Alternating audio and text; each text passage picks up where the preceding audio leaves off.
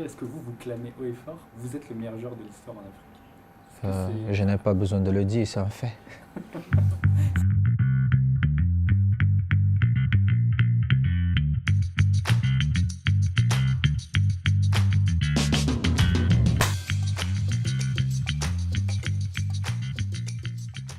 Si vous m'obligez vraiment à choisir, je vous dirais ma première CAN, gagnée avec l'équipe nationale de mon pays. Parce que c'était ma première CAN, parce que c'est un moment inoubliable, parce que j'étais dans un groupe formidable de très très bons joueurs qui me permettaient de m'exprimer et je ne partais pas titulaire dans cette magnifique équipe du Cameroun. On avait des joueurs, vous les connaissez tous.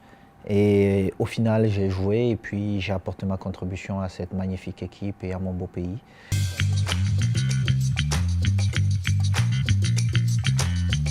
Non, ce n'est pas un regret pour moi parce que j'ai gagné plein de trophées, j'ai créé plein de rêves et pour moi, ça équivaut au Ballon d'Or. Mais par contre, j'ai beaucoup de regrets pour mes jeunes frères qui sont arrivés après ma génération.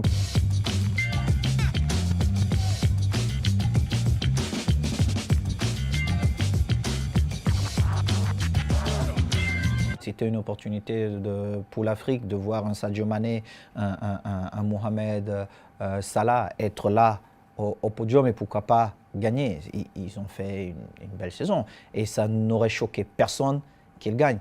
Mais après, les joueurs africains ne sont pas respectés, mais en premier par leurs propres frères. C'est pas croyable que ces jeunes ne soient pas, n'aient pas notre appui. Si nous ne nous apprécions pas, les autres ne les feront pas à notre place. Mon objectif, c'est accompagner ces jeunes autant que je peux, défendre ces jeunes, protéger ces jeunes, parce qu'un jour viendra où ils doivent aussi passer le flambeau.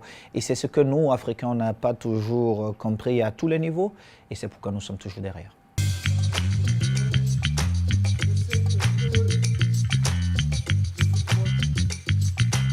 Samuel Eto'o et Didier Drogba sont mes collaborateurs les plus proches à partir de maintenant.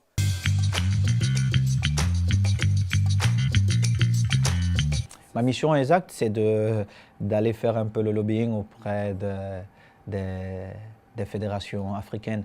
Vous savez que la Confédération africaine a eu pas mal de difficultés et je suis plutôt content parce que le président a eu le courage de dire il faut qu'on change les choses, il faut qu'on change la gestion de cette CAF.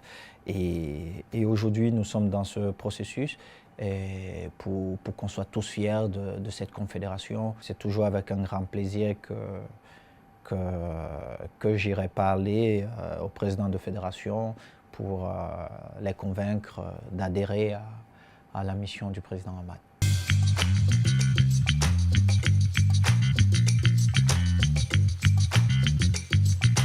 Tout le monde me souhaite une carrière en politique, mais je vais vous dire, nous n'allons pas avoir 10 millions de Weah et chacun est né avec son étoile. Mais celle-là, elle ne m'intéresse pas pour le moment et je n'ai pas un regard vers ça.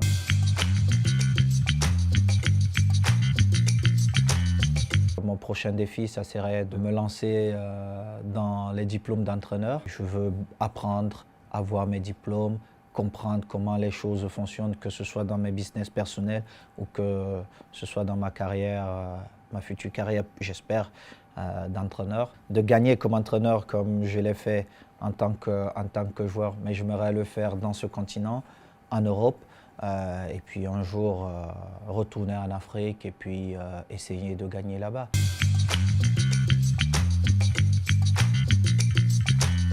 Je suis un amoureux de football et je me dis il faut gagner avec la manière parce que le football c'est comme aller au théâtre. Quand vous regardez les équipes de Guardiola jouer, vous ne vous ennuyez jamais parce que vous voyez une équipe qui défend avec le ballon, qui attaque, qui crée des espaces, vous voyez des actions magnifiques et c'est ça le football.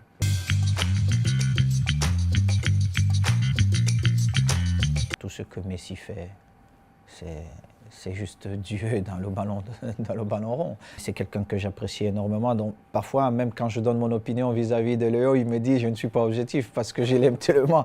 Mais je pense que c'est vraiment le meilleur joueur de tout le temps. Mais Kylian, c'est lui seul qui sait quand est-ce qu'il va s'arrêter.